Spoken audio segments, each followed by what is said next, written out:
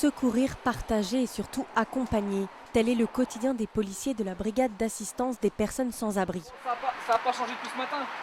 Toujours pareil, ça n'a pas changé. Il n'y a pas de changé, il n'y a pas plus, il n'y a pas minus. D'accord, ok. La santé, tout va bien? Tout le monde va bien? Créée en 1954, la BAPSA n'existe qu'à Paris. Michael en fait partie depuis 4 ans et il connaît bien cette famille de Roms qui habite à côté du périphérique. Tous les jours, l'équipe vient à leur rencontre. Mais la BAPSA est aussi appelée par le 115 qui les envoie sur des missions. On a été appelé par l'association directrice pour une personne donc dans la rue qui aurait besoin certainement d'une assistance, donc on va aller voir. Saïd est SDF et les policiers le retrouvent dans un mauvais état. Il est alcoolisé et blessé. Mais tu sors de l'hôpital, mon grand. C'est un bracelet. Ils ne vont pas soigner. Son état nécessite de l'emmener dans un refuge, mais le vieil homme est difficile à convaincre. Bon, par-ci, non, par ça. Ah, si vous voulez, il n'y a pas de logement, qu'est-ce que vous me dites? Ben si, on peut t'amener si tu veux. Ah, mais moi, les centres où on vole tes papiers, moi, on m'a appelé une fois, je vais vous dire, l'hiver, l'hiver dernier, dans un gymnase. Ouais. 20 minutes plus tard, Michael convainc finalement Saïd de les suivre au centre d'accueil de Nanterre. Il refuse les 3 quarts du temps de revenir. Là, je pense que lui encore, il a toute sa tête et il sait que ça commence à être dur avec le froid qui arrive. Ce soir, grâce à la BAPSA, Saïd dormira au chaud et mangera à sa faim, pendant que d'autres passeront la nuit dehors. C'est le cas de Niliane, 80 ans, qui est à la rue depuis 13 ans. À la suite d'un incendie, j'ai perdu tous mes biens. Mon mari est mort dans cet incendie. Voilà. Bonjour madame. Pour la mairie, Niliane n'est pas prioritaire pour obtenir un logement, mais elle refuse quand même d'aller dans un refuge. On se fait voler, on se fait agresser, on se fait violer les femmes. Et c'est très dur. En plus de ça, on attrape de tout, la vermine, des poux, des morpions. Et on a affaire à des ivrognes et des drogués.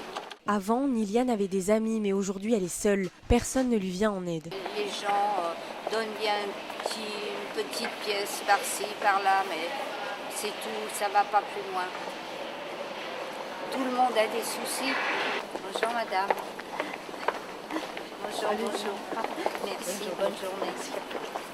À la fin de la journée, Niliane compte ce qu'on lui a donné, 2,80 €. Une situation scandaleuse que les associations essayent d'enrayer. Jean-Marie est bénévole à la Croix-Rouge de Châtillon.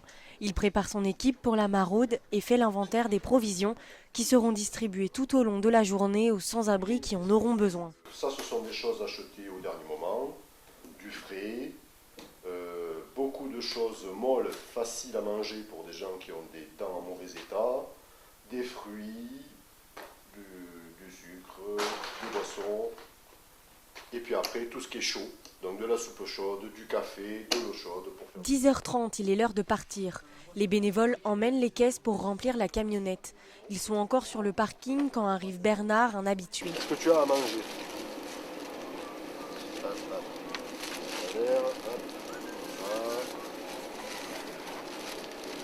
Alors en pantalon, le mieux c'est qu'on aille le chercher en bas. Un bon caleçon. Caleçon.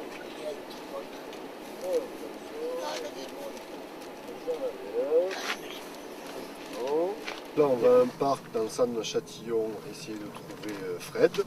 L'objectif des maraudes est de rester en contact avec les SDF. Les bénévoles les connaissent et les retrouvent toujours au même endroit, mais parfois ils ne sont pas au rendez-vous. On va essayer de trouver un vieux monsieur qui est souvent là, mais quand la poste est ouverte. Comme elle ferme à midi ou 14h, il faut absolument qu'on aille le voir ce matin. Boussoyo est là et les bénévoles pourront aujourd'hui enregistrer son identité pour mieux le suivre. Moi, Djibril. Sénégal, Djibril. Et toi? Boussoyo. Boussoyo. Ça c'est pour vous. Ah. Mais c'est déjà bien de faire ça. Mais... Voilà, après il faut rester humble dans nos actions. Voilà, on ne sauve pas la planète. Ah bah non. Ils ne sauvent pas la planète, mais ils aident au quotidien. L'heure est grave, les refuges sont de plus en plus insalubres et leur nombre diminue.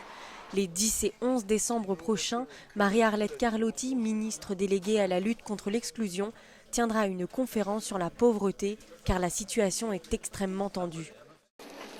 Quand on dit pas d'amour, pas la guerre, l'amour est plus fort que la mort.